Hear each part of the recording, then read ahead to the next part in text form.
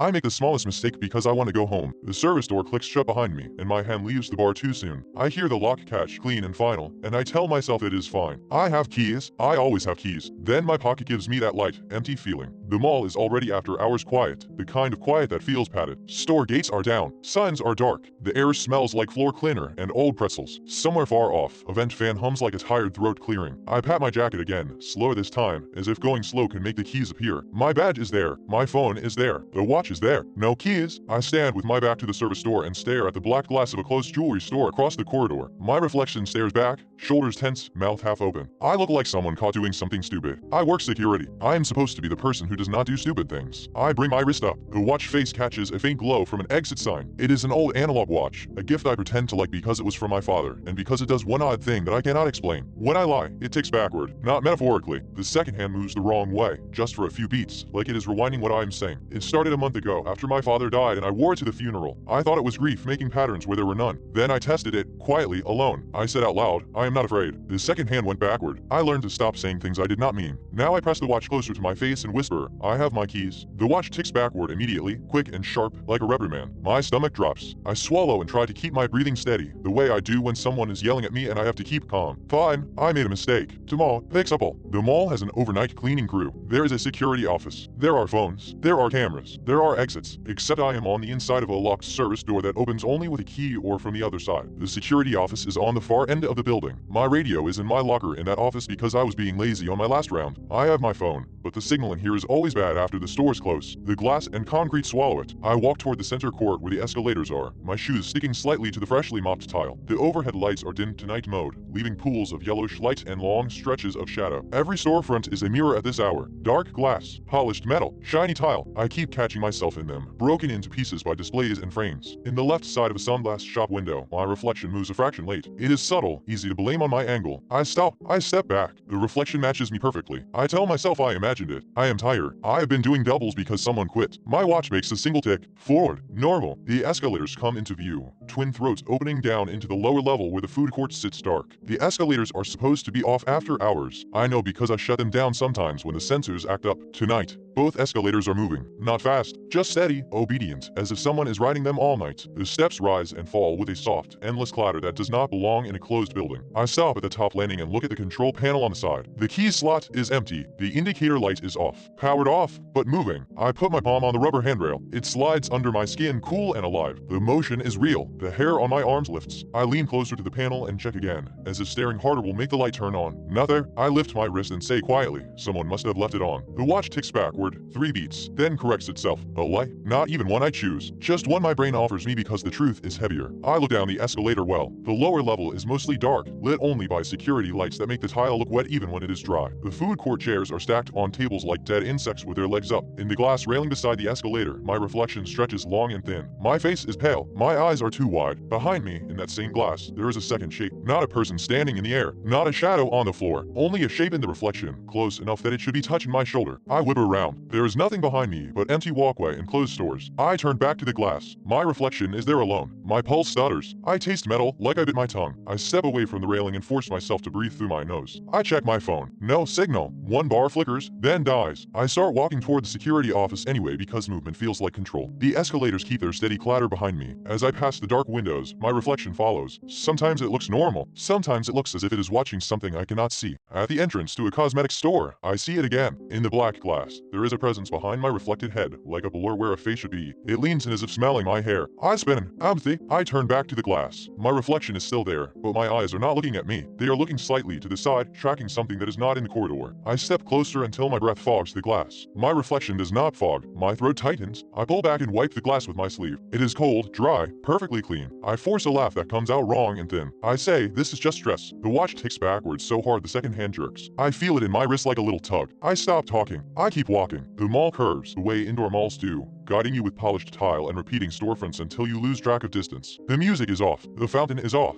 The only consistent sound is the escalators, faint now but still there, like a reminder. I pass a photo booth with a curtain. The screen is dark. In the glossy black of it, my reflection looks bruised under the eyes. A hand appears in the reflection, lifting the curtain from inside the booth. I jerk to the side and stare at the real booth. The curtain hangs still. No movement. No head. In the reflection, the curtain is held open wider and something inside leans forward. It is not clear, as if the glass refuses to focus, but it has the suggestion of a head. head, a bend of shoulders. I back away, my heels slipping on the tile. The reflection thing leans too, matching my retreat, staying the same distance behind my reflected body. I turn my head slowly, not wanting to give it the satisfaction of a sudden fear response. The real booth remains empty. My watch ticks backward once, softly, as if it knows what I'm thinking. I do not run. I do not scream. I walk faster, controlled, toward the security office. I tell myself there is a rational explanation, a trick of lighting, a delayed scream, a break. Every time the thought forms, I feel the urge to speak it, to make it real. I do not. I do not want to hear the watch disagree. The corridor opens near a department store entrance with a wall of polished chrome pillars. They reflect me in thin slices. I see myself multiplied, moving in fragments. In one slice, my reflection lifts its left hand. I am not lifting my left hand. I freeze. My real arms hang at my sides. In that pillar, the reflected me raises its hand higher, palm outward, as if waving someone closer. Its mouth opens. I do not hear anything, but my watch ticks backward anyway, a frantic little rattle. I step forward and the reflected hand drops, snapping back into sync like a rubber band released. I keep going, my skin tight with goose flesh. The security office is near the loading dock corridor, past a set of glass doors that are usually locked after hours. I reach them and press the push bar. They do not open. I stare at the bar, confused. These doors are not supposed to lock from this side. They are for staff access. I try again. Nothing. I look up at the small sign above the frame. It reads staff only in faded letters. In the glass of the door, my reflection stands with its hand on the bar. Behind it, in the reflection, the corridor behind me is darker than it should be. The night lights do not reach as far. The storefronts look farther away, stretched. And in that stretched darkness, something stands. It is not a clean silhouette. It is a distortion, like heat shimmer, but it holds the shape, a suggestion of a body that is too tall and too still. I turn around.